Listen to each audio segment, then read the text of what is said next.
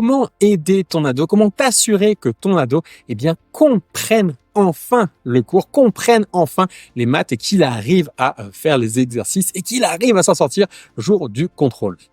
Hello, c'est Steve du Didact Center, le centre de réussite scolaire. Et dans cette vidéo, je voudrais te partager une astuce justement pour assurer à ton ado la bonne compréhension des différents concepts, à la fois de comprendre le cours et de bien savoir faire les exercices. Et cette astuce, elle va être un peu contre-intuitive. Et pour ça, je vais te raconter une petite histoire pour te dévoiler l'astuce. L'histoire est la suivante. C'est une maman, du coup, qui nous a laissé un témoignage en vidéo. Et donc, pendant qu'on discutait avec elle, pendant la vidéo de témoignage, elle avait inscrit sa fille au Didact Center. Donc, en mathématiques, sa fille était en 3e. Et elle me raconte, elle me dit, un jour, je rentrais de faire les courses et puis j'entends ma fille qui est dans le salon avec 2 de ses copines. Donc, je m'approche, je tends un peu l'oreille.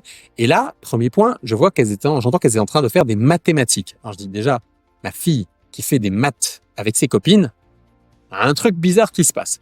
Mais j'écoute un peu ce qui se passe et là, je vois que c'est ma fille qui est en train de parler. Et elle est en train d'expliquer les maths à ses copines. Alors là, elle m'a dit, mais ma fille qui est en train d'expliquer les maths, elle, à ses copines, mais c'est la 5e dimension, qu'est-ce qui se passe? Je ne comprends pas. Où est-ce que j'ai atterri? Et en fait, ce qui se passe, c'est que sa fille, effectivement, elle appliquait une des astuces que l'on recommande au Didact Center, qui est la suivante, effectivement, de travailler en équipe.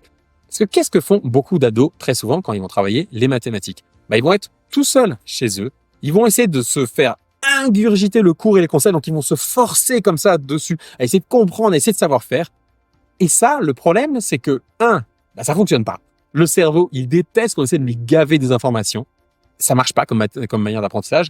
Et 2, c'est extrêmement ennuyeux. Donc, non seulement ça marche pas, ça n'a pas de résultat, et c'est ennuyeux. Donc, forcément, c'est évident que ton ado ne sera pas motivé pour bosser les maths si c'est ça le plan qu'on lui propose, quelque chose d'ennuyeux qui fonctionne pas. La clé maintenant, c'est de faire quelque chose qui soit amusant, qui soit fun et qui fonctionne vraiment. D'où l'idée de travailler en équipe. Comment ça va fonctionner ça concrètement? L'idée, ça va être qu'ils se réunissent avec des amis le samedi, le dimanche, comme pendant 1 heure, 1 heure et demie, et pendant lequel ils vont travailler les mathématiques ensemble. Et donc, à ce moment-là, ils vont s'entraider. Donc, ils vont faire des exercices ensemble. Donc, ça, c'est le premier point. Déjà, ça va être plus motivant parce qu'il est avec des amis. Et en plus, donc, le deuxième point, et qui est lié à l'histoire que je t'ai racontée, ça va être que les ados, en fait, en étant en équipe comme ça, ils vont s'expliquer les choses. Ils vont s'aider entre eux. Et à partir du moment où ton ado va commencer à faire le travail d'expliquer quelque chose, ça va le forcer à reformuler les concepts, à s'assurer qu'il a compris, et ça va lui permettre lui-même de valider qu'il a bien compris. Et donc, ça le fait passer à un niveau après, au niveau de compréhension et d'intériorisation du savoir-faire qu'il doit maîtriser. Et donc ça, c'est un point essentiel de travailler en équipe et de jouer au professeur à expliquer à ses camarades. À partir du moment où ton ado, il arrive à faire ça, mais tu peux être sûr que ça y est, les résultats exceptionnels, ils sont juste au coin de la rue. Ils sont là sur le point d'arriver. C'est un extrêmement bon signal. Donc, je t'invite vraiment à faire ça, à l'inciter à travailler avec ses amis. En plus, lui, ça lui donnera l'occasion de revoir ses amis, donc il sera d'autant plus content. Et ça, c'est quelque chose que nous, concrètement, au sein du Didact Center, on a mis en place. Tous nos élèves, quand ils nous rejoignent et qui travaillent avec nous, ils travaillent en équipe parce que c'est beaucoup plus motivant et c'est beaucoup plus intéressant pour eux et ça les aide d'autant mieux à comprendre et à arriver à savoir faire les exercices. Si jamais tu as envie d'aller plus loin et de découvrir comment est-ce qu'on peut t'aider concrètement, dans ce cas-là, je t'offre un bilan de réussite scolaire. Il s'agit d'un entretien entre toi, un expert du centre, et ton ado, pendant lequel vous ferez le point sur ses difficultés, sur ses objectifs en termes de résultats et comment les atteindre, ces fameux résultats concrètement. Vous verrez ça pendant le bilan et tu peux trouver un lien sous cette vidéo pour pouvoir réserver ton bilan.